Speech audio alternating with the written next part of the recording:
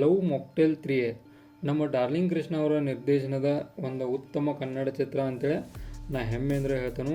ಕಾರಣ ನಾವು ಏನು ಈ ಮೂವಿಯಿಂದ ಎಕ್ಸ್ಪೆಕ್ಟೇಷನ್ ಇಟ್ಟಿದ್ದಿಲ್ಲ, ಆ ಎಕ್ಸ್ಪೆಕ್ಟೇಷನ್ಗೆ ರೀಚ್ ಆಗೈತಿ. ಅಂದ್ರೆ ಒಂದು ಸಿಂಪಲ್ ಸ್ಟೋರಿಯನ್ನು ಭಾಳಷ್ಟು ಡೆಕೋರೇಟ್ ಮಾಡಿ ತೋರಿಸುವಂಥ ಪ್ರಯತ್ನ ಈ ಒಂದು ಮೂವಿಯಾಗ ನಾವು ನೋಡ್ತೇವೆ.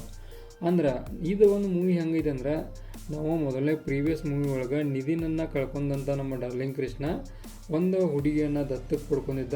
ಅಲ್ಲಿಗೆ ಆ ಮೂವಿ ಎಂಡಾಗಿತ್ತು.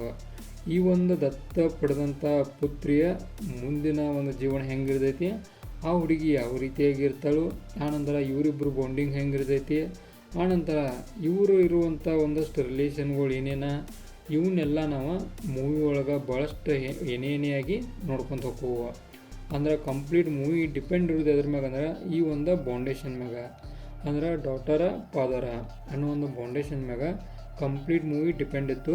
ಇನ್ನು ಲವ್ ಮೊಕ್ಟೇಲ್ 1ಗಾಗಲಿ ಅಥವಾ ಲವ್ ಮೊಕ್ಟೇಲ್ 2ಗಾಗಲಿ ಸ್ವಲ್ಪ ಮಟ್ಟಿಗೂ ಕನೆಕ್ಷನ್ ನಾವು ನೋಡೋದಿಲ್ಲ. ಅದ್ರೊಳಗೆ ಪ್ಯೂರಾಗಿ ಲವ್ ಸ್ಟೋರಿ ರಿಲೇಟೆಡ್ ಇದ್ರೆ ಇದ್ರೊಳಗೆ ಒಂದು ಪ್ಯೂರ್ ಬೌಂಡೇಶನನ್ನು ನಾವು ನೋಡ್ತೇವೆ. ಅಂದ್ರೆ ಒಬ್ಬ ಫಾದರ ಅಂದ್ರೆ ಡಾಟರ ಈ ರೀತಿಯಾದ ಬೌಂಡೇಶನನ್ನು ನೋಡ್ತೇವೆ.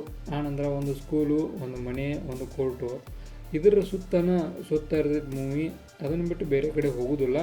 ಅದು ಒಳ್ಳೊಳ್ಳೆ ಅವನ್ನ ಸೀನ್ಗಳನ್ನು ನೋಡ್ರೆ ಸ್ವಲ್ಪ ಮಟ್ಟಿಗೆ ಬೋರ್ ಹೊಡೆಯೋ ಚಾನ್ಸ್ ಕೂಡ ಇರ್ತೈತಿ. ಬಟ್ ಅದನ್ನು ಕೂಡ ತುಳುಕು ನಮಗೆ ನಿಭಾಯಿಸಿದಾರು.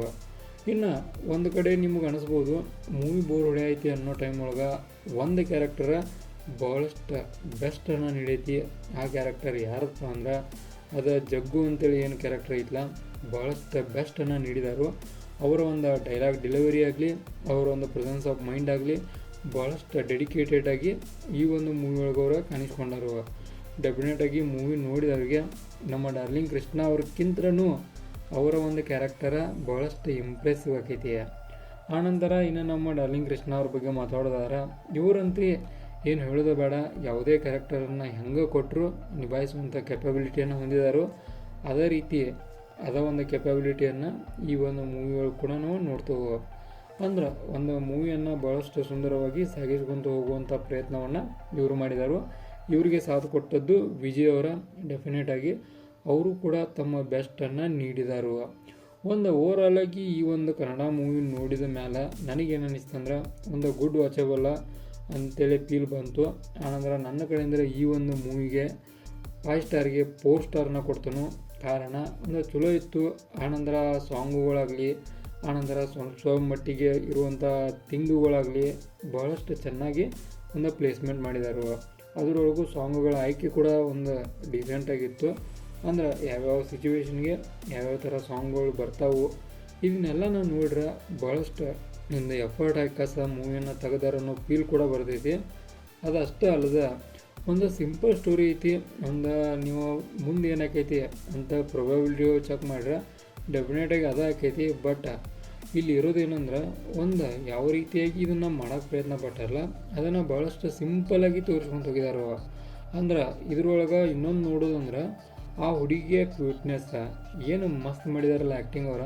ಆ ಹುಡುಗಿ ಭಾಳಷ್ಟು ಒಂದು ಡೆಡಿಕೇಟೆಡ್ ಆ್ಯಕ್ಟಿಂಗ್ ಕೂಡ ಅವರಿಂದ್ರೂ ನಾವು ನೋಡ್ತೇವೆ. ಅಂದ್ರೆ ಇಲ್ಲಿ ಓವರಾಲಾಗಿ ಒಂದಷ್ಟು ಜನ ಚಲೋ ಮಾಡಿದಾರು, ಇನ್ನೊಂದಷ್ಟು ಜನ ಸ್ವಲ್ಪ ಮಟ್ಟಿಗೆ ಯಾಕೋ ಕಡಿಮೆ ಅನ್ನೋ ಫೀಲ್ ಕೂಡ ನನಗೆ ಬಂತು. ಅವ್ರ ಹೆಸರು ತಗೋದು ಬೇಡ, ಬಟ್ ನಿಮ್ಗೆ ನೋಡಿರೋ ಗುರ್ದಾಗೈತಿ ಯಾರು ಅಂತೇಳಿ ಆ ಫೀಲ್ ಕೂಡ ಡೆಫಿನೆಟಾಗಿ ನನಗೆ ಬಂತು. ಒಂದು ಆ್ಯಸ್ ಅ ಮೂವಿ ರಿವ್ಯೂವರ್ ಆಗಿ ಇದನ್ನೂ ಕೂಡ ಮಾತಾಡಬೇಕಾಗೈತಿ. ಆ ಕಾರಣಕ್ಕೆ ಇದನ್ನೂ ಕೂಡ ಹೇಳಿನಿ. ಇದಾಗಿತ್ತ ನಮ್ಮ ಲವ್ ಮೊಕ್ಟೇಲ್ 3 ಮೂವಿ ರಿವ್ಯೂ. ಇದೇ ಥರ ನಿಮ್ಗೆ ಇನ್ಫಾರ್ಮೇಟಿವ್ ವಿಡಿಯೋಗಳು ಬೇಕಾದ್ರೆ ಚಾನಲ್ ಸಬ್ಸ್ಕ್ರೈಬ್ ಮಾಡ್ಕೊರಿ. Video informative like ಕೊಟ್ಟೋಗ್ರಿ.